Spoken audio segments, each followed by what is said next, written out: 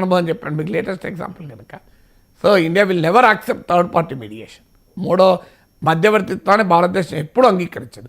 అందువల్ల కశ్మీర్ ఇష్యూని ఇంటర్నేషనలైజ్ చేయాలనుకునే పాకిస్తాన్ అమెరికా మధ్యవర్తిత్వాన్ని కోరుకుంటుంది. మనం ఇంటర్నేషనలైజ్ చేయదలుచుకోలే, అది ఇంటర్నల్ ఇష్యూ అంటాం, అంతర్జాతీయ కాదు, అంతర్గతం అంటాం. అందుకే ఎట్టి పరిస్థితుల్లో మధ్యవర్తిత్వాన్ని అంగీకరించాం. సార్, కాశ్మీర్లో విద్యార్థులపై దాడులు అసలు ఇప్పటికే వాళ్ళు నలిగిపోయి ఉన్నారు. అంటే కాశ్మీరీ విద్యార్థుల పైన వాస్తవంగా కాశ్మీర్లో కాదు దాడులు జరుగుతున్నాయి. కాశ్మీరీ స్టూడెంట్స్ పైన యూపీలో, ఉత్తరాఖండ్లో ఇలా కొన్ని స్టేట్స్లో దాడులు జరుగుతున్నాయి. వీళ్ళపైన టార్గెటెడ్ అటాక్స్ కాశ్మీరీ ప్రజలపైన హేవ్యభావాన్ని పెంచుతున్నారు. కానీ మనకు అర్థం కావాల్సింది, ఒకవైపు ఏమో యాంటీ కాశ్మీరీ పబ్లిక్ సెంటిమెంట్ పెంచుతున్నారు, ఇంకోవైపు ఏమో యాంటీ ముస్లిం పబ్లిక్ సెంటిమెంట్ పెంచుతున్నారు. ఈ రెండు ఎవరికి ఉపయోగం ఒక్కసారి ఆలోచిద్దాం. ఇండియాకు ఉపయోగమా, పాకిస్తాన్కి ఉపయోగమా? ఇది రైట్ రాంగా అనే మారల్ క్వశ్చన్ కాదు నేను అడిగేది, నైతికమైన ప్రశ్న కాదు నేను అడిగేది. I'm asking a simple political question. ఈ పహల్గామ్ దాడుల తర్వాత యాంటీ కాశ్మీరీ పబ్లిక్ సెంటిమెంట్, ముఖ్యంగా right wing forces, right wing politics ఉన్న వాళ్ళు చేస్తున్న పని ఇది. యాంటీ ముస్లిం సెంటిమెంట్ పెంచితే ఎవరికి లాభం? ఒకసారి కామన్ సెన్స్తో ఆలోచిద్దాం. దీన్ని ముస్లిం వర్సెస్ హిందూ ఇష్యూ అని ఎవడన్నాడు? పాకిస్తాన్ ఆర్మీ చీఫ్ అసీం మునీర్ అన్నాడు. అంటే ఇవాళ మనం కూడా దీన్ని ముస్లిం వర్సెస్ హిందూ ఇష్యూగా చూస్తే ఎవరి వాదన బలపరుస్తున్నాం మనము? మన నరేంద్ర మోడీ వాదన బలపరచాలా, అసీం మునీర్ వాదన బలపడదామా? సో మన ఎవరి వాదన? మన అసీం మునీర్ వాదన బలపరుస్తున్నాం. అసీం మునీర్ ఏమంటున్నాడు?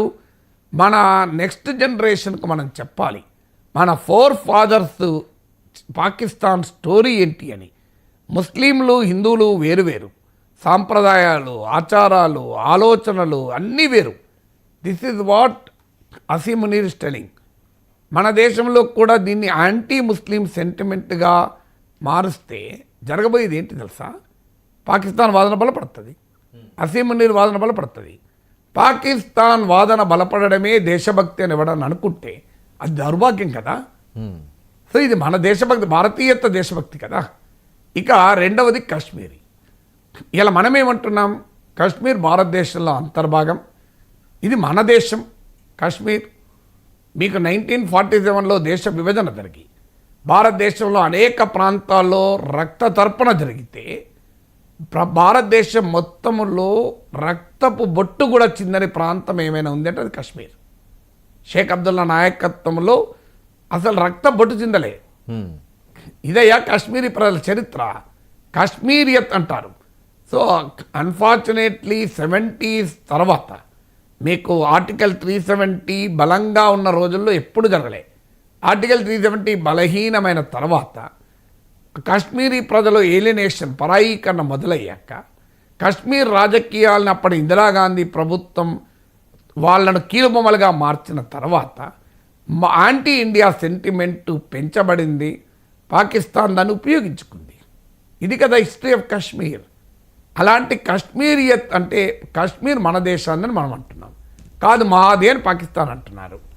మరి ఇప్పుడు కాశ్మీరీ విద్యార్థులపైన భారతదేశంలో దాడులు జరిగితే ఎవరి వాదన బలపడుతున్నా చెప్పండి? భారతీయులుగా మనం ఏమంటున్నాం? కాశ్మీరీ ప్రజలు మా వాళ్ళు అంటున్నాం. కాశ్మీరీ ప్రజలు మా వాళ్ళు, భారతీయులు కాదు, వాళ్ళు పాకిస్తాన్ వాళ్ళు. భారతదేశం దాన్ని ఆక్యుపై చేసింది, వారికి భారత్కు వ్యతిరేకంగా, భారత్ ఆక్రమణకు వ్యతిరేకంగా విరోచిత పోరాటం జరుపుతున్నారు కాశ్మీరీ ప్రజలని అసీం మునీర్ అంటున్నాడు, పాకిస్తాన్ అంటుంది. అంటే ఇవాళ మనం కాశ్మీరీ బిడ్డల పైన దాడులు జరిపితే ఎవరి వాదన బలపడుతుంది?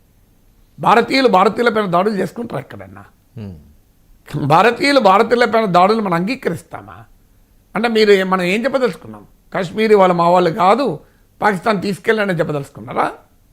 అందువల్ల ఈ రెండు యాంటీ కాశ్మీర్ సెంటిమెంట్ అయినా, యాంటీ ముస్లిం పబ్లిక్ సెంటిమెంట్ అయినా అల్టిమేట్గా పాకిస్తాన్ ఎజెండాను బలపరుస్తుంది. ఇది పాకిస్తాన్కు ఉపయోగపడుతుంది తప్ప భారతదేశానికి ఉపయోగపడదు. అందువల్ల ఏ దేశభక్తియుత భారతీయుడు దీన్ని